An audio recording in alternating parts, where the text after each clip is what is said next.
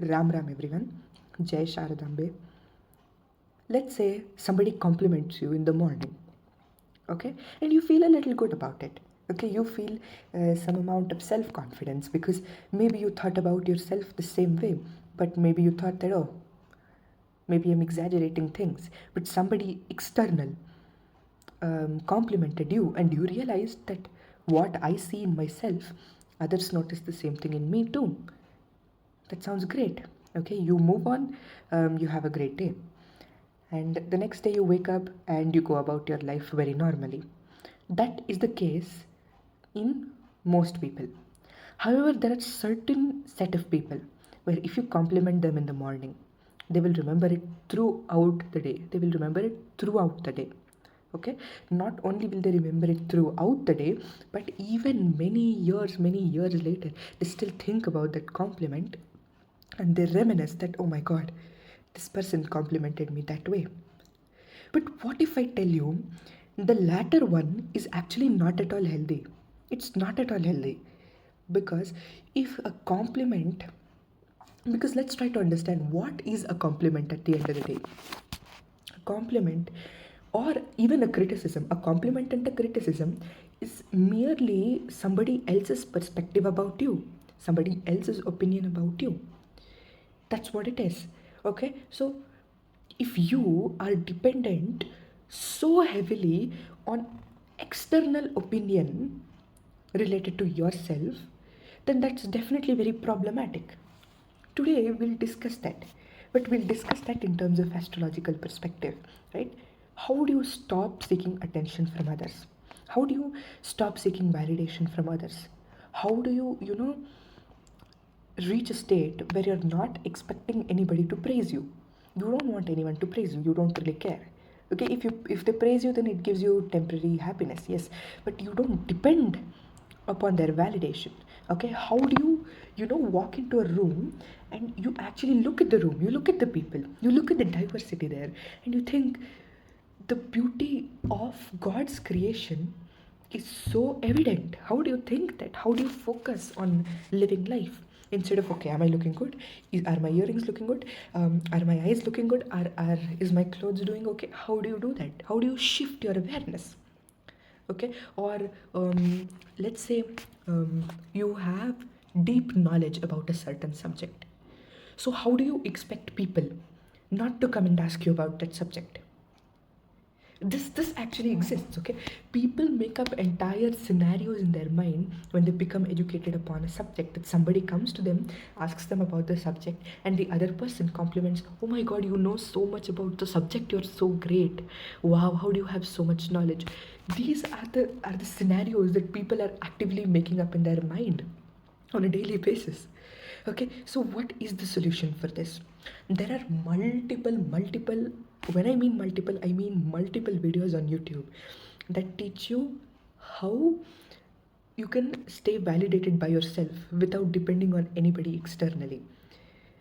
But today I aim, by God's grace, I aim to talk about the root of the problem, because only when you can understand the root of the problem can you imbibe the tips that have been given to you, and can you apply them in your life and get proper results. Okay, now what is a problem? Okay, when do you want something very badly? When do you want something very badly? It's a very important question, so listen to me. When do you want something very badly? When you don't have those energies in your life already, you try to chase that. That is the very concept of Rahu and Ketu. Why is Ketu detachment and why is Rahu attachment? It's a simple sutra. Try to understand this. Ketu is detachment because you've already had that previously. Rahu is attachment because you want that. That is why people say Rahu is future, Rahu is technology. Why do they say that? Because you are moving towards that. When you're moving towards that, it means you don't already have it. You have Ketu. You've had Ketu before, but you don't have Rahu. So you're trying to move towards Rahu because there's a lack related to where Rahu is placed. Similarly, your Atma Karaka and Dara Karaka. If you don't know what that is, Atma Karaka is the highest degree planet in your horoscope, and Dara Karaka is the lowest degree planet in your horoscope. Okay, so the planet with the most amount of degrees will become your Atma Karaka, with least amount of degrees will become your Tara Karaka. So the same sutra can be applied to Atma Karaka and Tara Karaka. You might think that people who exercise a lot and work out a lot have strong Mars placements, but that's not actually true. Most of the times, the people who exercise the most intensely, who stay the most disciplined in terms of exercise, actually have Mars as their Darakaraka, because they so desperately want that missing energy into their life. That is why even spouse is represented by Darakaraka, because you don't have that energy in your life, so you want the other person to come and complete the missing energies in your life. Okay, so when sun has low degrees, okay, when it is afflicted by Rahu, or when there is some sort of suppression of the sun going on in horoscope, because Surya is light is visibility. Okay, and attention is what? Attention goes to those who are visible. So what does sun crave? Sun craves visibility. Sun craves that. Okay? And when you don't get visibility, then you try to source it externally. These people who are extensively die-hard fans of a certain celebrity or a certain cricketer, but they are not doing anything significant in their own lives, they for sure have a weak sun.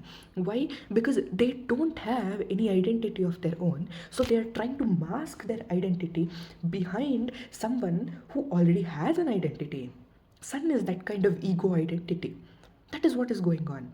Okay, so since they are not visible, they are trying to hide behind somebody who is visible, and they are trying to express themselves through someone who is visible.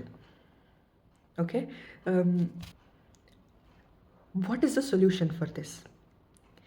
The solution for this is to increase tejas in your life, to increase the tejas of the sun, the light of the sun in your life. Okay, and the most practical remedy, I mean, you will find multiple remedies related to sun. You will find multiple remedies. Some will tell you to wake up early, some will tell you to give arghya, but the best remedy to stop attention seeking is Surya Namaskara.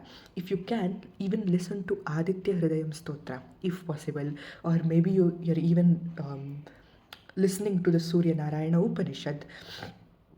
Whatever it is, listen to something related to Surya Stotra and do Surya Namaskara simultaneously, and you will see after some time the tejas or that radiance in your face will start to increase. And not only will that radiance in your life, in your face and your body start to increase, but you also will slowly stop chasing validation, because you are feeling supported by yourself. Your nervous system is supporting you. Try this. Thank you.